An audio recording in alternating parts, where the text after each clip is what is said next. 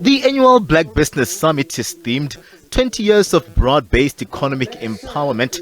Black businesses want the policies relooked and the implementation thereof expedited. We're meeting at the time when, as an organization, we want to reflect on the gains and the gaps and the challenges post the implementation of the broad-based Black Economic Empowerment Act, because in as much as we talk about the 20 years, it then requires us then to take stock, to reflect on the achievements and the weaknesses. And I think as an organization, we're of the view that in as much as there are certain gains that we have achieved and attained, but we still have a long way to go. Despite the current slow economic growth, some say economic transformation can still be accelerated.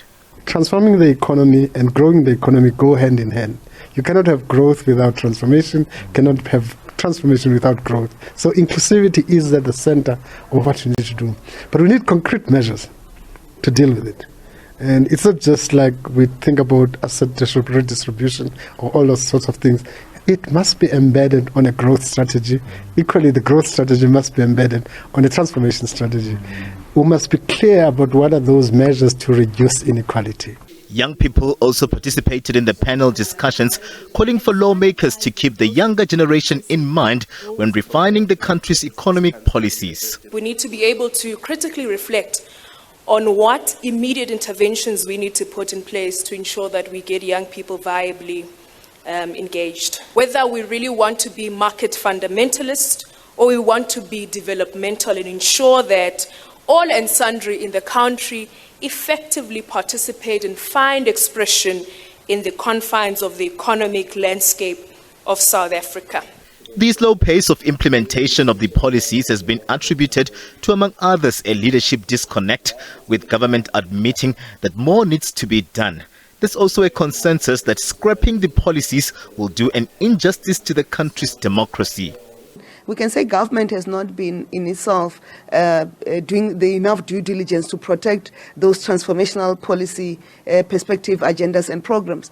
But we must then know, all of us as South Africans, that a continuation of race domination of the economy is not good for even the white South Africans. Also for us, the cost to scrap BEE and so forth is not proper. We've been saying, and I've said it in the panel now, to say maybe we need to say the modalities of implementing, not the policy is fine, how it gets implemented so that it can achieve the intended gains that it has and the objectives, because it has not been making the right impact. That's why the inequality remains.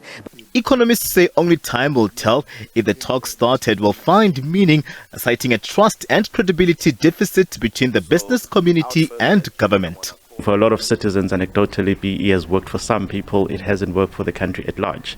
And the reflections should really interrogate on what aspects of it have worked well and what aspects of it haven't worked well.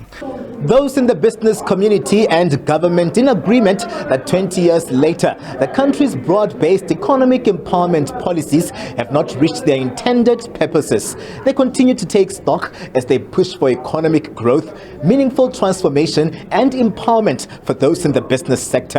SABC News, Kempton Park.